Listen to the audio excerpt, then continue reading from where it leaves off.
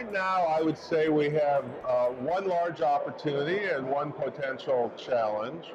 Our opportunity is that last year, MSCI and S&P adapted their GICS regime to make real estate the 11th headline sector. And just today, FTSE announced that the ICB benchmark for industry classification, the other leading benchmark in the world for this type of classification, will now make real estate a headline sector. So our opportunity with EPRA over the coming years is to really reach out to generalist investors, and NAREIT's got a serious effort underway this year to begin to do so in a material way. The potential challenges in the United States, we're working with the Trump administration and the Congress on tax reform related initiatives. And the range of outcomes today is really very wide still, even now that it's September. So we expect to be working day by day on the variety of proposals as they arise that may well affect real estate quite generally, investment quite generally, and it could be sweeping change, maybe more tailored change. But I think our underlying sense is both the Trump administration and members of Congress promoting tax reform are really looking to make things better. And if they truly do make things better, it will be good for real estate investment in REITs.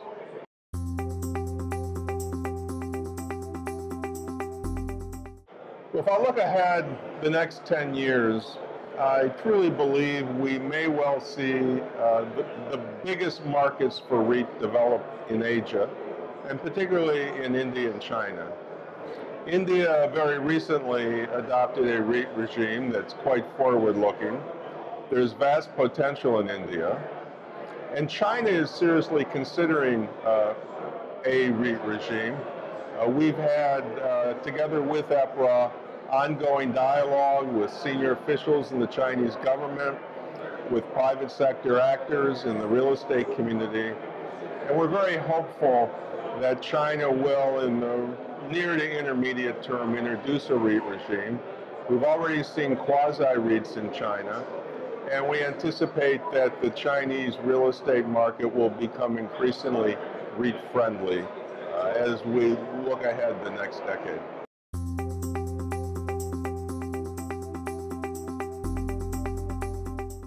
I think the messages that we will take with EPRA to investors in Europe are, in many sense, evergreen messages.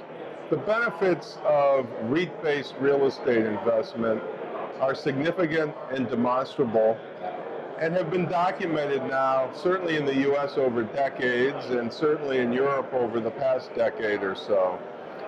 The liquidity of real estate investment through REITs, the diversification-based benefits of real estate investment through REITs in the listed real estate sector are significant. The income-based return is extremely important.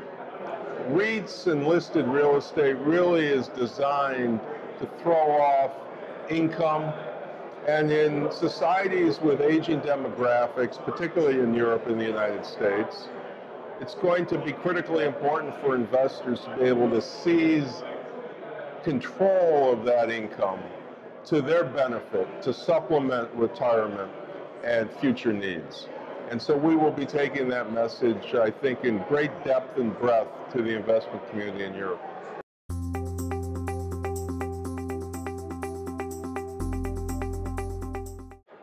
FTSE, NAREIT, and EPRA have partnered now for many years in the Global Real Estate Index. And the Global Real Estate Index really was conceived to identify the opportunity set around the world available to investors in each and every nation to broaden and diversify their real estate investment holdings on a global basis. And it's worked out very successfully. We've been able to adapt and refine the index. We continue to do so in consultation with the investment community. EPRA, NAREIT, and FTSE work very closely, cohesively, and I think have created a coherent set of ground rules. And we anticipate that that index will increasingly be the leading way for investors around the world, not only to benchmark, but to better understand the dynamics of real estate investing through the listed markets, and to, over time, be used as a tool to increase exposure to real estate and increase exposure to listed real estate relative to private real estate as the securitized real estate investment marketplace becomes deeper and more advanced around the world.